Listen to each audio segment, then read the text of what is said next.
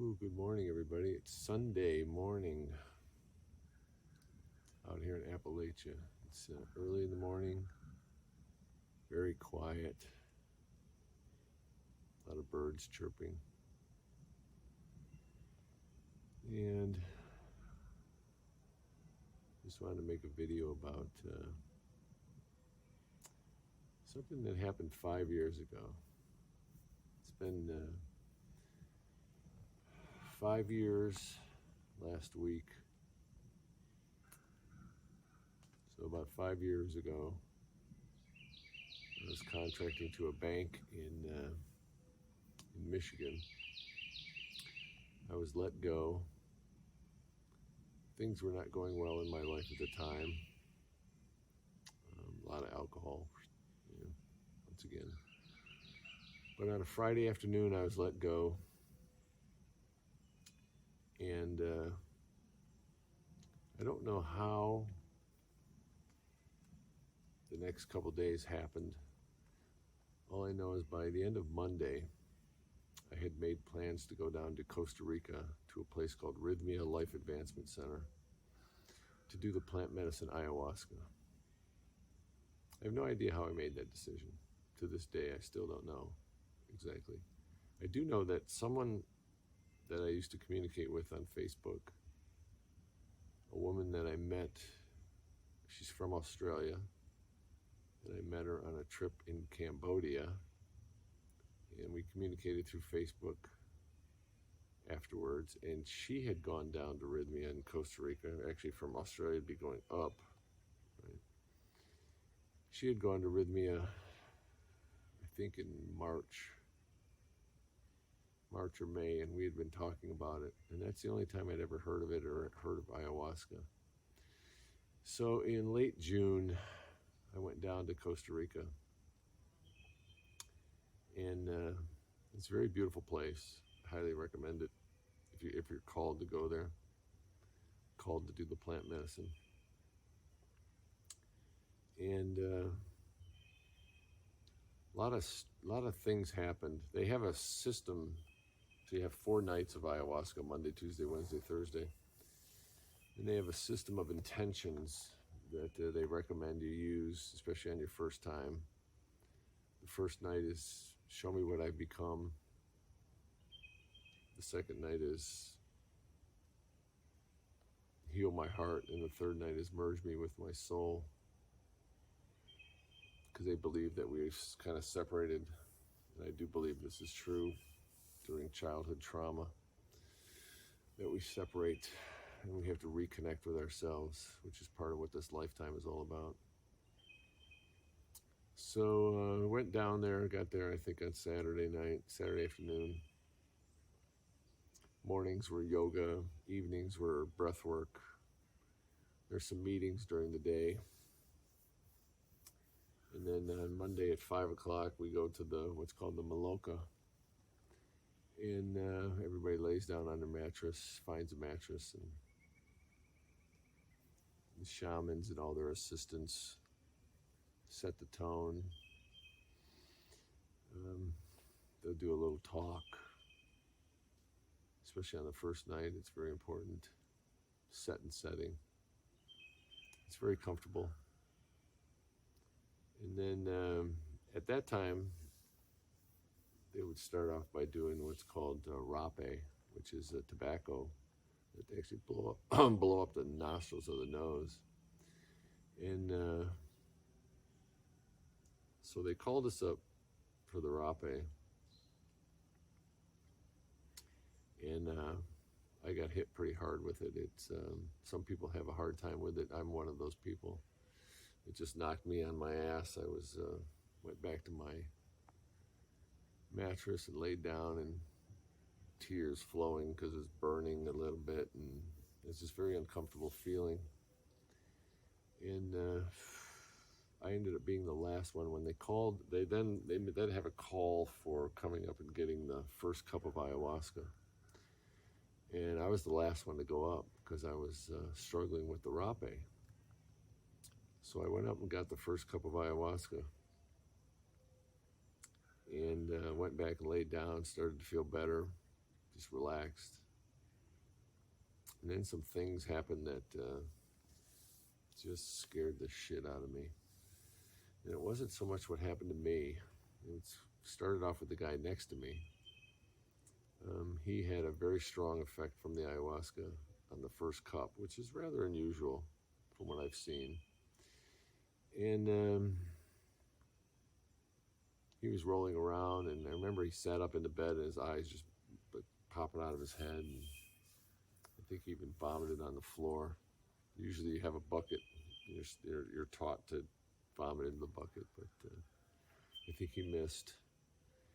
But eventually they escorted him outside and kept him outside where he could spend the evening with his inner world, whatever the medicine was showing him. I will say that at the end of the night, he came back in and he was just all smiles. And one of the things that they stressed there, and this was a good example of it, is that what's going on the inside is not what you see on the outside. And you could say that for a lot of life.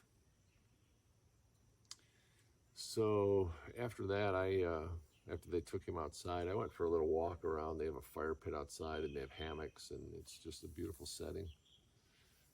And I walked around outside, but I was scared. Yeah, between the rape and then seeing what this guy went through, and then all of a sudden they dragged another guy out, and he was having a tough time. And frankly, I thought he was dead, but he wasn't. He was just struggling with some things internally. And everything that I saw and that I was experiencing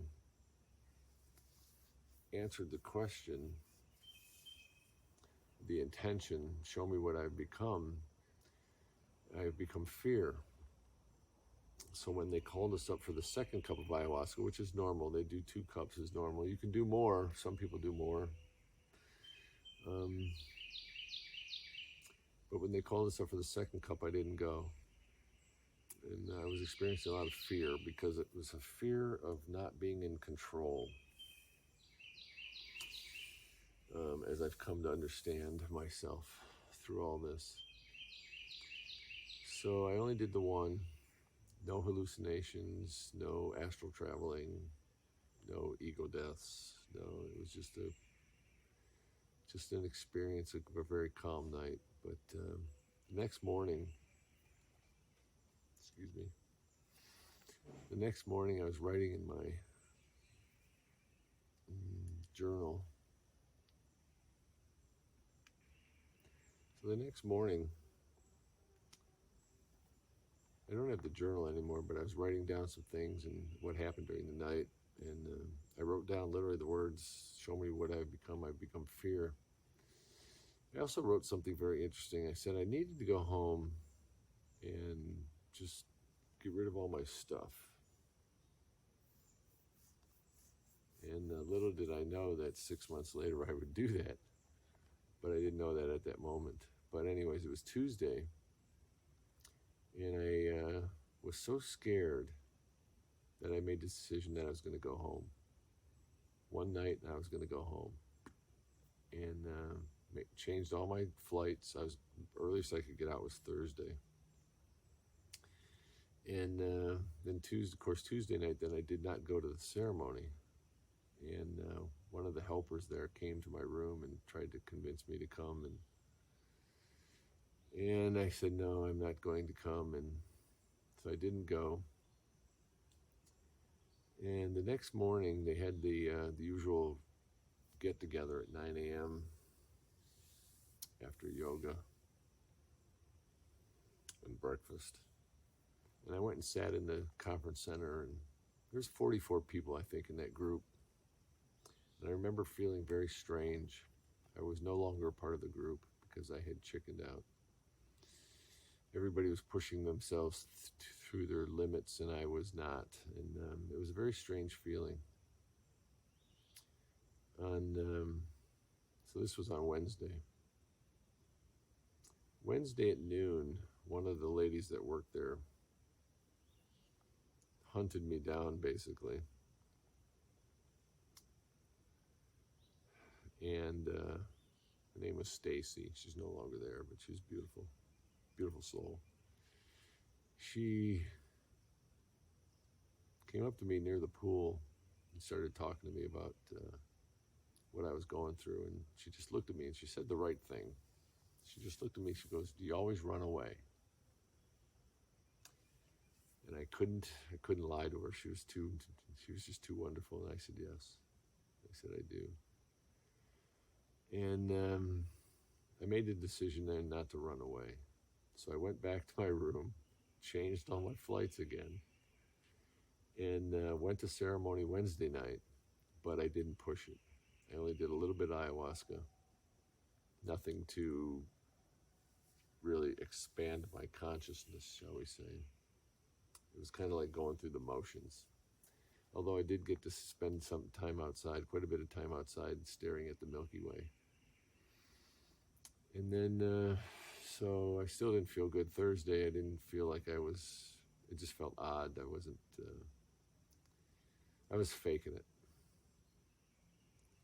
And Thursday night, I went to ceremony. Now, Thursday's ceremony, most of the ceremonies ended around midnight or 1 o'clock because there's only 40 of us. But Thursday's ceremony is the true Colombian ceremony where it goes all night. And so I went, I did a little bit of ayahuasca, first cup, didn't do the second cup, and spent a lot of time outside. And then they have a cleansing session where they call first all the men, and they have these pillows in the half moon. There's like 24 pillows, some number like that. And they call all the men, come sit down, and they do this ritual cleansing. And I went to sat down, and all the pillows were taken. I was the last one standing. And when the music stopped, so to speak. And so I didn't get a spot in the cleansing. I went outside, and I was really mad at myself. And I realized that I went and sat on the hammock for a couple hours. I realized that I didn't deserve to be in there, is what I was saying to myself. I didn't deserve to be in that place where all these people were pushing themselves through the limits, and I wasn't. And so I spent the rest of the night outside processing this anger with myself. And this is where I did the video some time ago talking about how to turn anger into courage. And this is where it all comes from, is this Thursday night at Rythmia, Costa Rica. And Friday morning, after the ceremony was over, and I went and grabbed one of the ladies that worked there, Karen, who I'd been talking to a little bit, another beautiful soul.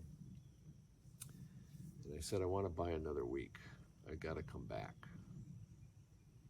Because I just had not pushed myself to the limit, even close to where I wanted to go. And so, excuse me while I get this fly out of the way. Friday morning, I bought another week and made the decision to come back. And I came back 4 weeks later. I'll talk about that in the next video. But I held on to that anger. So I went home. It was Saturday or Sunday. By Monday, since I had all day because I didn't have a job, I made the plans to go back 4 weeks later because I was hopping on a plane that following Thursday to go to Ireland and spend a week in Ireland. But I made all the plans to go back, and I just remembered the David Hawkins thing. I'd take that anger and channel it into courage, and I did that. But I had to hold on to it for 4 weeks. So if you're ever called or ever want to experience something really wonderful, I highly recommend Rythmia in Guanacaste, Costa Rica. I'll talk about my second trip. I made 3 trips altogether in 2019. I'll do a video on all three. But the first week, while it was humbling, it forced me to face my inner fears, the fear of not being in control, the fear of giving up control, and just let the universe have its way for a little while. It's kind of what the ayahuasca is like. So I want to thank Gerry Powell for setting up Rythmia, and I have nothing good to say except good things to say about that place from all my experiences there. I will say that there were other people that did not. I know of another woman who only went Monday and Tuesday, and then she bailed out. This happened every time I went. And I think there was another young woman who who bailed out before Thursday night. She was there to just help, to just support her friend, and her friend pushed herself to her limit. But don't go there to support your friend, go there for yourself. Yeah, because it's all, you can actually find videos about couples who go. Couples will go alone, they'll separate and each go so that they're not bringing that relationship with them. They can go and focus on themselves individually, and then maybe make a third trip and go together. That would be the way I would do it if I was starting out in a relationship, knowing what I know now. Yeah. And even if you go as couples, you don't actually want to lay together either. You got to go separate and just you're there for yourself. It is very intense and a very beautiful experience. And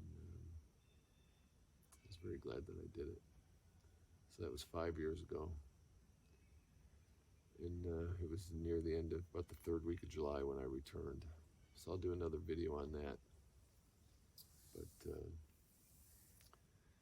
it was by far the most intense experience of facing fears, our inner fears. But it was well worth it. And I highly recommend it. So to all my friends at Rythmia, thank you. Some beautiful people that work there. Just lovely souls everywhere, from the restaurant to the coffee shop to the little store, to the people that were leading the yoga routines every morning, and everybody involved in the ceremonies. Most of them are gone now. They've moved on. A lot of changes happened, but the shaman, Sarah, Brad, Christian, they were all wonderful. And I look forward to sharing my second and third experiences with you soon. So until next time, have a beautiful Sunday. Aho.